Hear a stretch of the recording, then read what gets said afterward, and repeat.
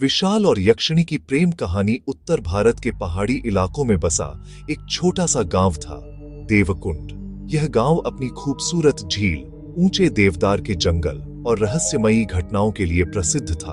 लोग कहते थे कि इन जंगलों में यक्षिणियां रहती हैं, खूबसूरत, अलौकिक और अत्यंत शक्तिशाली। पहला मिलन एक अनोखी रात। विशाल 24 साल का एक शांत, मेहनती और बहादुर युवक था। वह शहर में पढ़ाई करता था, लेकिन कुछ दिनों की छुट्टी मनाने अपने गांव आया हुआ था। एक रात वह झील के पास टहल रहा था, जब अचानक उसने झील के पानी में एक चमकती हुई आकृति देखी।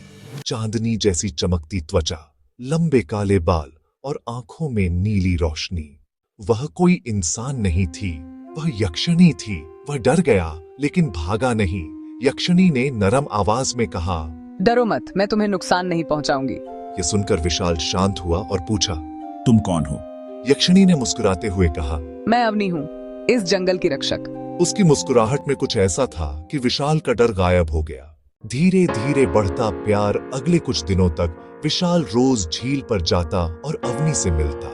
अवनी उसे जंगल के रहस्य दिखाती, बोलते हुए झरने, चांदनी में चमकते फूल, हवा में तैरते जुगनू जैसे प्रकाश कण। धीरे धीरे दोनों एक दूसरे के इतने करीब आ गए कि अब दोनों को एक दूसरे की आदत हो गई थी।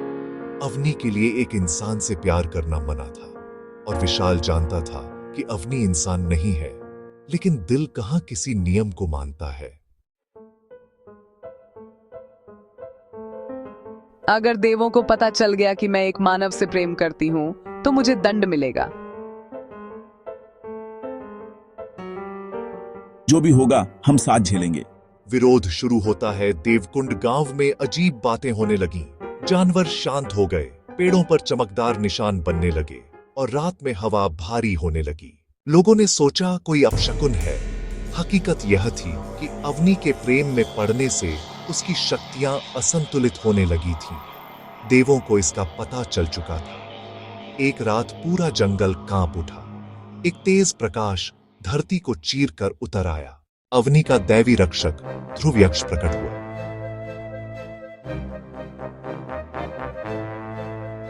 अवनी, मानव से प्रेम करना वर्जित है। तुम्हें दंड स्वरूप इस संसार से मिटा दिया जाएगा। नहीं, उसे मत छुओ।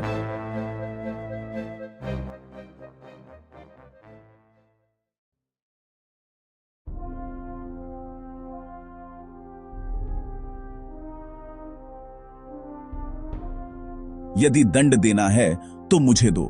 उसने कोई पाप नहीं किया, प्रेम में क्या दोष? पहली बार उसने किसी मानव को इतना साहसी देखा। तुम क्यों मेरे लिए अपनी जान दोगे? क्योंकि प्रेम त्याग मांगता है और मैं तुम्हें खोना नहीं चाहता। विशाल का साहस देवों के हृदय को छू गया।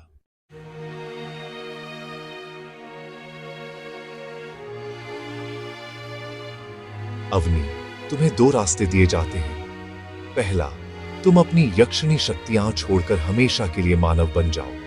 दूसरा, तुम अपनी शक्तियों के साथ लौट जाओ और फिर कभी विशाल से नहीं मिलोगी। उसकी आंखों में डर नहीं, भरोसा था। मैं विशाल के साथ रहना चुनती हूँ, भले ही अपनी सारी शक्तियां खो दूं।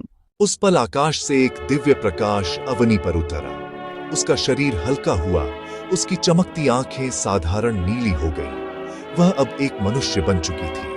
नया जीवन। अगली सुबह देवकुंड गांव में एक नया सूरज उगा। जंगल शांत था और झील का पानी सामान्य। विशाल और अवनी अब गांव में रहते थे। गांव वाले उसे एक साधारण लड़की समझते थे। विशाल उसे दुनिया दिखाता और अवनी हर नए अनुभव पर खुश हो जाती। बारिश, धूप, त्योहार, इंसानी भावनाएं।